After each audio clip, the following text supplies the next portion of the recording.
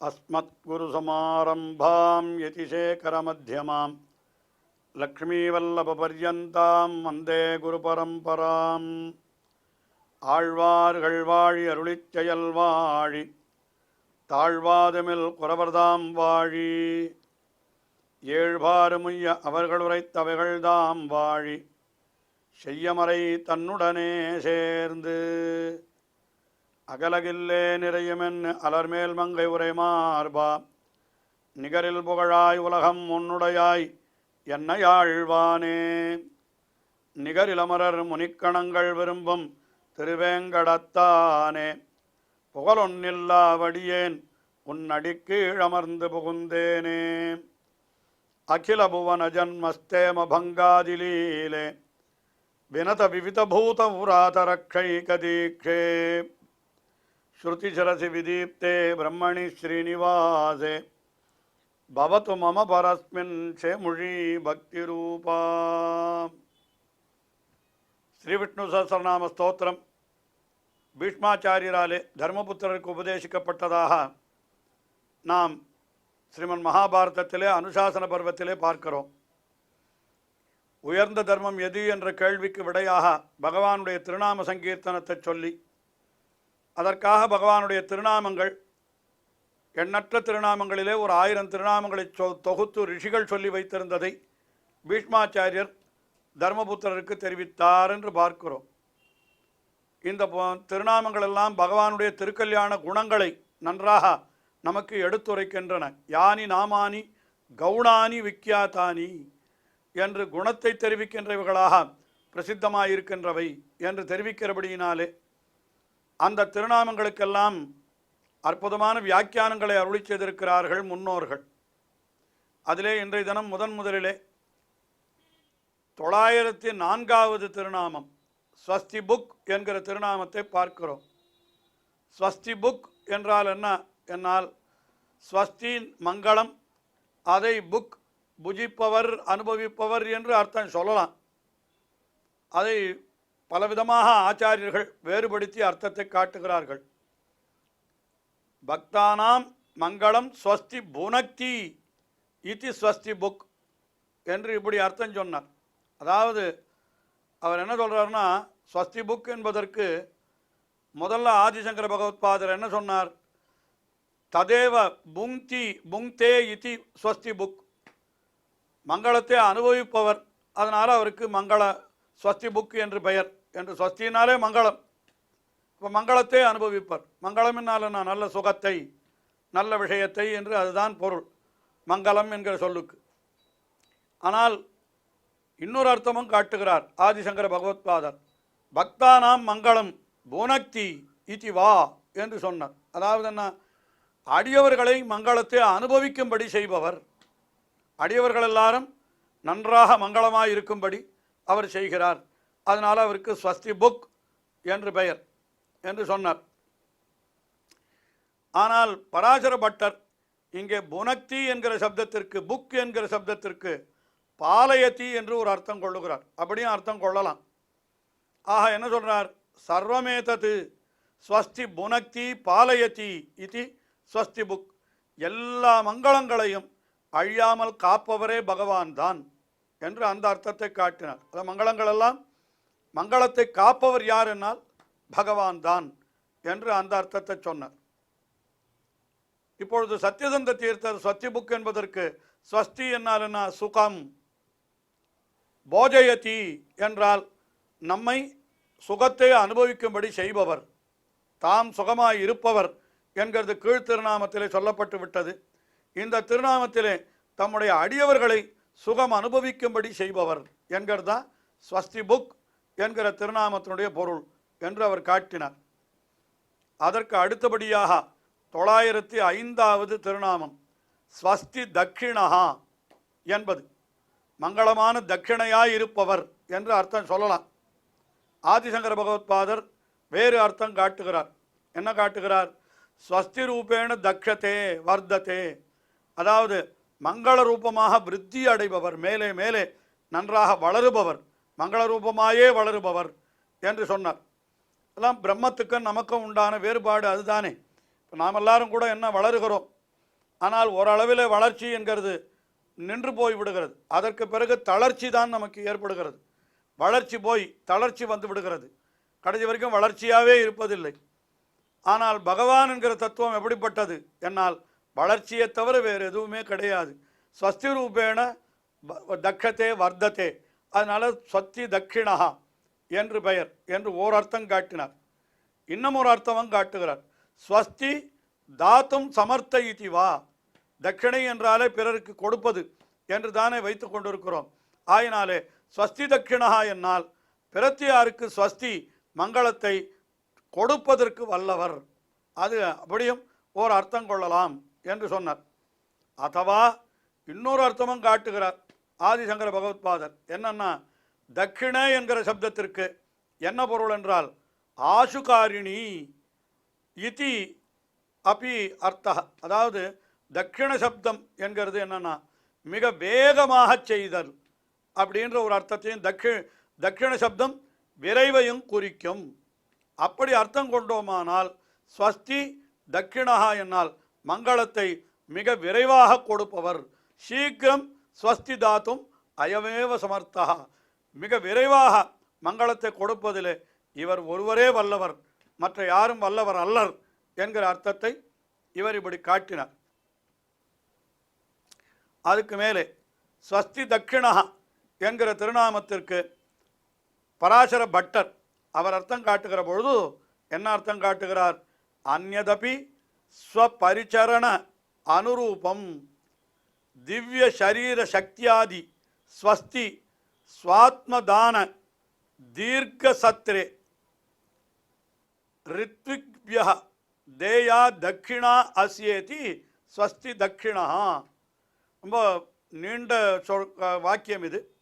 இதுக்கு ரொம்ப அழகான அர்த்தத்தை சொல்கிறார். அதாவது என்னன்னா, தட்சிணை என்கிற சொல்லுக்கே என்ன பொருள்? பிரத்தியாருக்கு ஒன்றை கொடுக்கிறோமே அதற்குத்தான் தட்சிணை என்று பெயர். நாம் ஒருத்தருக்கு ஆச்சாரியனுக்கோ அல்லது இந்த தமிழில் ஐயம் என்று ஒரு சொல்லுவார்கள். ஐயம் என்கிற சொல்லுக்கு தட்சிணை என்பதுதான் பொருள். உயர்ந்தவர்களுக்கு மிகவும் மதிப்போடு கௌரவத்தோடு கொடுக்கக்கூடிய வஸ்துக்களுக்கு ஐயம் என்று பெயர். ஆண்டாள் கூட திருப்பாவையில் ஐயமும் பிச்சையும் ஆந்தனையும் கைகாட்டி என்று சொன்னாள் என்று பார்க்கிறோம். அப்போ பிச்சை என்னால் என்ன அப்படின்னு சொன்னால், வறியவர்களுக்கு பரிதாபப்பட்டு உயர்ந்தவன் தாழ்ந்தவனுக்கு கொடுப்பதற்கு அதற்கு பிச்சைன்னு பேர். அதனால்தான் இதை சொல்லுகின்ற பொழுது ஔவையார் கூட என்ன சொன்னான்? ஐயம் ஈட்டு உண்ணன் என்று முதல்ல சொன்னாள். ஐயம் ஈட்டு உண் என்றால் பிறர்களுக்கு தட்சிணையை, அதாவது கௌரவமான முறையிலே பிறத்திற்காக கொடுத்துவிட்டு அதற்கு பிறகுதான் நாம் அனுபவிக்க வேண்டும் என்று அந்த அர்த்தத்தை சொன்னான்.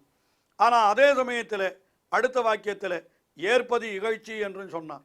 அது ஐயமாக கொடுத்தால் ஏற்றுக்கொள்ளலாம் தட்சிணையாக, ஆனால் பிச்சையாக கொடுத்தால் ஏற்பது இகழ்ச்சி என்று அதையும் நாம் கருத்திலே கொள்ளலாம். மிக தட்சிணை என்னாலே உயர்ந்தவர்களுக்கு கொடுப்பது. இங்கே பகவான் என்ன பண்ணுறானா, ஸ்வஸ்தி தட்சிணா என்னால் ஸ்வஸ்தியை மங்களத்தை தட்சிணையாக கொடுக்கிறான். யாருக்கு? தன்னுடைய அடியவர்களுக்கு. ஆனால் அதை அப்படி மட்டும் சொல்லாமல் மிக அழகாக பராசர பட்டர் என்ன அர்த்தம் காட்டினார்னால், ஸ்வபரிச்சரண அனுரூபம். அடியவர்களெல்லாம் தனக்கு தொண்டு செய்ய வருகிறார்கள் அல்லவா, அப்படி தொண்டு செய்ய வருபவர்களுக்கு திவ்ய சரீர சக்தியாதி ஸ்வஸ்தி, அவர்களுக்கு நல்ல சரீரம், அதே கைங்கரியம் செய்வதற்கு தகுதியான உடல், அதற்கு மேலே கைங்கரியம் செய்வதற்கு தகுதியான சக்தி, இது ரெண்டும் வேணும். பகவானுக்கு தொண்டு செய்யணுமானாலும் நமக்கு நல்ல உடல் இருக்கணும். உடல் அது பரமோதத்துக்கு போனால் திவ்ய சரீரமே கொடுக்குறான்.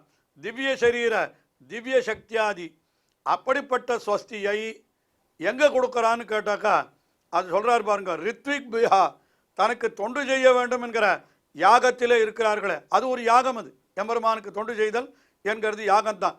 அதே யஜ தேவ பூஜாயாம் என்று தான் பொருளை சொல்லப்படுகிறது. அது அவன் என்ன பண்ணுறான்னா, பகவான் ஒரு யாகம் பண்ணி கொண்டிருக்கிறான். என்ன யாகம்னு கேட்டால் சுவாத்மதான தீர்க்க சத்திரம்ன்ற, தன்னை கொடுப்பதாகிற ஒரு பெரிய யாகமாம் அது. தீர்க்க சத்திரம் என்னால் நெடுநாள் பண்ணக்கூடிய ஒரு யாகத்திற்கு பெயர் அது, தீர்க்க சத்திரம்னு பேர். சுவாத்மதான தீர்க்க சத்திரே, தன்னை கொடுப்பதாகிற நெடுநாள் பண்ணக்கூடிய ஒரு யாகத்திலே ரித்விக்குகளாக இருக்கக்கூடியவர்கள் யாருன்னா அவனுடைய அடியவர்கள். அவர்களுக்கு தட்சிணை கொடுக்கிறான். என்ன தட்சிணை கொடுக்கிறான்? திவ்ய சரீரம், திவ்ய சக்தி முதலானதை எல்லாம் அவன் கொடுக்கிறான். அப்படி தட்சிணையாக கொடுப்பதற்கு வேண்டிய வஸ்துக்களை வல்லவர், உடையவர். அதனால அவருக்கு ஸ்வஸ்தி தட்சிணா என்று பெயர் என்று அந்த அர்த்தத்தை காட்டினார். மிக அற்புதமான அர்த்தம் இது. அடுத்தபடியாக சத்யதந்த தீர்த்தர் ஸ்வஸ்தி தட்சிணான்னா என்ன அர்த்தம்? தட்சிணா தட்சிணா நாமினி ரமா எஸ் சஹ ஸ்வஸ்தி தட்சிணா. அதாவது தட்சிணா நாமினி ஸ்ரீ மகாலட்சுமிக்கு தட்சிணான்னு பேரான். ஏன்னா பிரத்தியாருக்கு தனத்தைத்தானே கொடுக்குறோம், லக்ஷ்மியைத்தானே தானமாக கொடுக்குறோம். அதனால் அவளுக்கு தட்சிணான்னு பேருன்னு இன்னொரு அர்த்தமும் காட்டுறார். அதனால் என்னன்னா தட்சிணா என்கிற திருநாமத்தை உடையவள் பெரியவள் லக்ஷ்மி, அவளை அடைந்திருப்பவர்னு ஒரு அர்த்தம் சொன்னார். இன்னொரு அர்த்தம் என்ன சொல்கிறாருன்னு கேட்டால் அழகான அர்த்தம். தக்ஷபாகஸ்திதத்வாத்துச்ச தட்சிணா லக்ஷ்மி. தட்சிணையாக இருக்கிறவள்ன்றதுனால மட்டும் இல்லை, பகவானுடைய வலது பக்கத்திலே எழுந்தவள் இருக்கிறவள். அதனால் அவளுக்கு தட்சிணான்னு பேர். தட்சிண திக் என்றால் வலது திசை என்றும் பொருள் உண்டு. அதனால் அவர் தட்சிண பார்ஸ்வத்தில் எழுந்தவள் இருக்கிறாள் பிராட்டி, அதனாலும் தட்சிணா என்று பெயர் அந்த பிராட்டி. அப்படிப்பட்ட இவருக்கு என்னன்னா ஸ்வஸ்தி மங்களப்பிரத அனுகூலா என்று மங்களத்தை செய்பவர் என்று இப்படியெல்லாம் அர்த்தத்தை காட்டினார்கள் ஆச்சாரியர்கள். அடுத்ததாக 906வது திருநாமம் அரௌத்ரஹ என்பது. ரௌத்ரம் என்றால் கோபம், அரௌத்ரம் என்றால் கோபம் இல்லாதவர் என்று இப்படித்தான் பொருள் சொல்ல வேணும். அதைத்தான் சொல்லுகிறார் ஆதிசங்கர பகவத்பாதர். என்ன சொல்கிறார்னா கர்ம ரௌத்ரம், ராகச்ச ரௌத்ரஹ, கோபச்ச ரௌத்ரஹ, ரௌத்ரத்ரயம். அதாவது கொடிய செய்கையும் சில சமயம் கொடிதாக இருக்கும், காமம் ரொம்ப கொடிது, கோபம் மிகவும் கொடுமையானது. இது மூன்றும் இது அஸ்ய நாஸ்தி. ரௌத்ரத்ரயம் பகவானிடத்தில் நாஸ்தி இல்லை. அதனால அவாப்த சமஸ்த காமத்வேன அவர் எப்படிப்பட்டவர் என்னால் ராகத்வேஷாதி அபாவாத்து அரௌத்ரஹா, ஆசை வெறுப்பு இதெல்லாம் இல்லாதவராகினாலே ரௌத்ரமே இல்லாதவர், கோபம் இல்லாதவர் என்று அந்த அர்த்தத்தை சொன்னார். அரௌத்ரஹா என்பதற்கு பராசர பட்டர் அர்த்தம் காட்டுகிற பொழுது என்ன அர்த்தம்னா பரமேஸ்வரியே அப்படி எல்லா ஐஸ்வர்யமும் நிறைந்து மிக மிக மேன்மையாயுடைய இருக்கிறான்.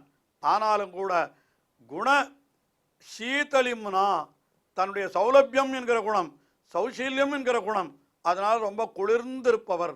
அதுதான் அரௌத்ரஹா என்பதற்கு அர்த்தம். அவருக்கு இல்லாத செல்வமே கிடையாது, எப்படிப்பட்ட மேன்மையுடையவர். ஆனால் அப்படிப்பட்ட மேன்மையுடையவரும் கூட அந்த மேன்மையை ஒரு பொருளாக நினைக்காமல் தன்னை எளியவர்களுக்கும் எளியவனாக ஆக்கி கொண்டு கொடுக்கிறான் அல்லவா, அதுதான் அரௌத்ரஹா. அதாவது கல்யாண குண குளிர்ச்சியினால் குளிர்ந்திருப்பவர்னு சொன்னார். அதாவது குணசீத சீதளிம்னா குணம் என்னாலே சௌசீல்யம் என்கிறது தான் குணம் என்று சொல்லுவார்கள். அப்படிப்பட்ட எவ்வளவு உயர்ந்தவன், அறப்பெரியவன், மகதோபி மந்தை சக நீரந்திரேண சம்ஸ்லேஷா சௌசீல்யம் என்று விளக்கம் சொல்லுவார்கள். மிக உயர்ந்தவனாயிருந்த பொழுதும் அந்த உயர்ச்சியெல்லாம் பொருள்படுத்தாமல் மிகவும் தாழ்ந்தவர்களோடும் இடைவெளி இல்லாமல் கலந்து பழகுகிற அந்த குணம் இருக்கிறதே, அதுதான் குணம். அந்த குண சீதலிம்னான்னர் பராசர பட்டர். அந்த சீத்தளம் என்னாலே அந்த குணத்தினுடைய குளிர்ச்சியினாலே எப்படி இருக்கிறான் பகவான்? தான் அரௌத்ரஹா, மிகவும் குளிர்ந்திருப்பவர். எப்பொழுதும் ரௌத்ரம் என்கிற கோபம் இவனுக்கு வரவே வராது. மிக மிக எப்பொழுதும் குளிர்ந்திருப்பவன் பகவான் என்று. அதாவது பராசர இவர் ஆதிசங்கர பகவத்பாதர் பகவானுடைய மேன்மையை சொன்னார். எல்லாம் நிறைந்திருப்பவராகினாலே கோபமே கொள்ளாதவர் என்று. ஆனால் அவனுடைய எளிமையை சொல்லுகிறார். எல்லாமுடைய மேன்மையுடையவனாய் இருந்தாலும் கூட அடியவர்கள் விஷயத்தில் மிகவும் குளிர்ந்திருப்பவர். அதான் அரௌத்ரஹா என்கிற சொல்லுக்கு அர்த்தம் என்று காட்டினார். ஆனால் சத்யதந்த தீர்த்தர் ஒற்றை வார்த்தையிலே அரௌத்ரஹா அக்ரூரஹா அப்படின்னு அர்த்தம் காட்டினார். குரூரன் என்னால் கொடியவன், அக்ரூரஹான் என்னால் கொடுமை இல்லாதவன் என்று, கொடியவன் அல்லாதவன் என்று ஒற்றை வார்த்தையிலே அரௌத்ரஹான்னா அக்ரூரஹா என்று அர்த்தம் காட்டி விட்டார் சத்யதந்த தீர்த்தர்.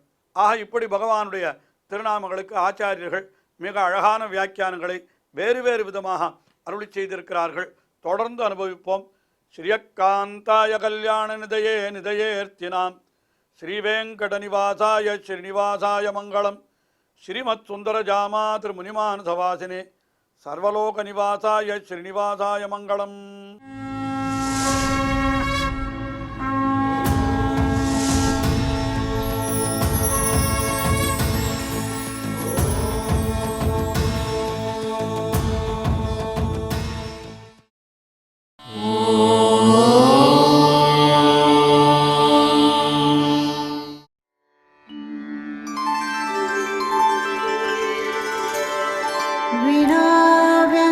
विनाव्यङ्कटेशं ननाथो ननाथः सदा व्यङ्कटेशं स्मरामि स्मरामि. हरे व्यङ्कटेश प्रसीद प्रसीद. प्रियं वेङ्कटेश प्रयच्छ प्रयच्छ.